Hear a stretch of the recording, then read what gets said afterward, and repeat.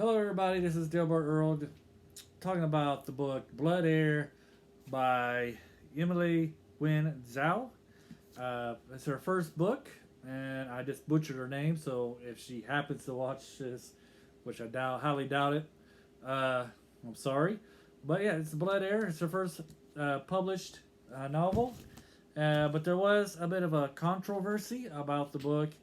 You see, she her publishers or maybe her sent it to some sensitive readers, and when they read it, they felt that there was a part in the book that was not too politically correct. I guess that was kind of harmful, and the part I guess was the part where there's a black character and a white character comes in and saves the black character from being enslaved, and they felt that that was too sensitive for readers. So she pulled the book, and then she waited a few months, and after rereading the book, she realized that that wasn't really that bad in the book, so she had it published, and that's basically the little story about the Blood Heir. You can look it up on Google if you like, and that's where I found that information out at. The Blood Heir is about a princess named Anna. I'm not going to pronounce her own name because I will butcher it. And it's also with her and about a scoundrel named Ramsay Quicktongue. And as you tell by his last name, Quicktongue, that he is able to talk his way out of trouble and manipulate people to his will. Uh, just to give you a quick plot of the story and try to keep this spoiler free, and I won't be doing another video with spoilers. But spoiler free is that it's basically her. It begins with her and being her trying to find this Ramsay Quicktongue because he has information on who murdered her father, who was the king, and that she needs to break him out of jail so she get this information. And so as they're going on through their venture, um, she meets up with other people to help her, and she finds out who killed her father, and yeah. So basically, that's it, right? She needs this person. This is a terrible review going on right now, but bear with me, please. She goes, she breaks this guy out, Ramsay Quicktongue, because they have information about who killed her father. They go and try to track down this person who murdered the king, but she is wanted because they believe that she did it, and that's why she needs to track him down. Because herself is on the run as well. And in this book, people have magical powers, are born with them, but sometimes they're not really good powers, and people with these powers are often enslaved in her kingdom, um, which she doesn't really approve of, and so she's trying to fight that as well. Herself is called Blood Heir because she's able to control people's blood and sense the blood, and she can manipulate other people's blood, and have them do. She either could kill them or uh, move them in the ways that she wants to. She's also, when she was younger, we find out that she lost control of this power, and she ended up killing 6 people, but nobody really knows because her father was able to hide it. And so this person is considered a witch. And so that's basically the story of the Blood Heir. The author does a very good job of describing the kingdom, describing the powers that certain people have, and how they control them. They have to learn how to control their own powers. Once she accidentally killed these people because she didn't know what she was doing. Her father hired somebody to help her be able to control these powers. And so throughout the story, she's fighting this idea that she's actually a monster because of the things that she can do. It can be either for good or for bad, and every time she has to use her power to help her escape a situation, she always thinks about how bad it is, how bad she is as a person, and for having to do those things, and that she really might really be a monster.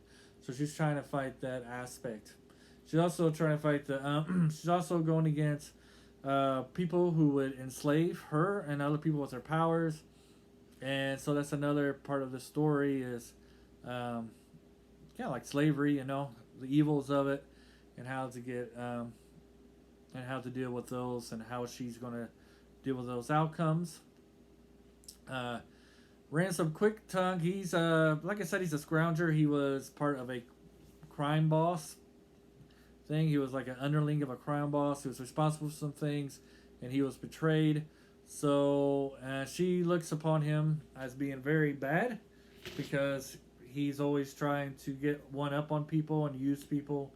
And so she doesn't really like working with him, but she has to because he has information that she needs. And as the story goes along, you kind of feel them connecting, and you know, trying to trust him, and he knows that he can trust her because she basically tries to do what's right all the time, while he doesn't really care if it's right or wrong, just as long as the end meets the means. He'll do whatever is necessary. Uh, the book is very well written. She does a fantastic job of building the world. You're entranced.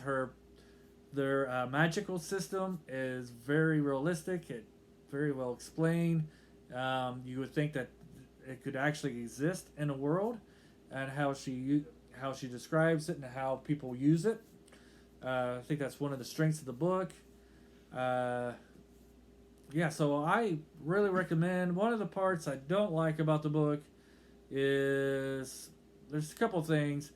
Is you get to a part about 3/4 into the book where one of the characters, I'm gonna say who, so don't spoil, but they're being beaten and tortured to get information from them, so to reveal what's going on and what they know about what's going on in the kingdom. But right before he does it, it kind of takes you out of the moment, and she does like a big backtrack of like maybe like 10 pages about what this person's life was as a child and how they came to be as they were. And to me, it just takes it out of the flow. I wish that information was introduced earlier in the book and at a different point, not at the point where there's a lot of things going on. You're trying to just get through to the next action, and like, what's going to happen to this person? Is he going to be able to escape? Is he going to reveal any information? And then instead, we have to go back and read their backstory. I just thought it was a bad timing for that. And then the ending of the story is, to me, it's kind of disappointing. I mean, I know why she did it. But it's kind of disappointing because I kind of feel like it ends right where we all started. Like, I just read 400 pages to a point where I have to, for the next book, we're starting back from square one. The only difference is we know more about who killed her father and why they did it, and stuff like that. But besides those 2 points, I feel like the book is very well written. I enjoyed reading it. I recommend it. Whatever my word is to you. But yeah, so check out Blood Heir, and I'm looking forward to Red Tigress. Getting my hands on that and reading it. It is a young adult novel. There is some violence. Well, there's a lot of violence when it comes to the way she kills people, especially at the beginning of the book. But it's nothing too bad. So everybody have a good day, and we'll see you on the next video. Bye.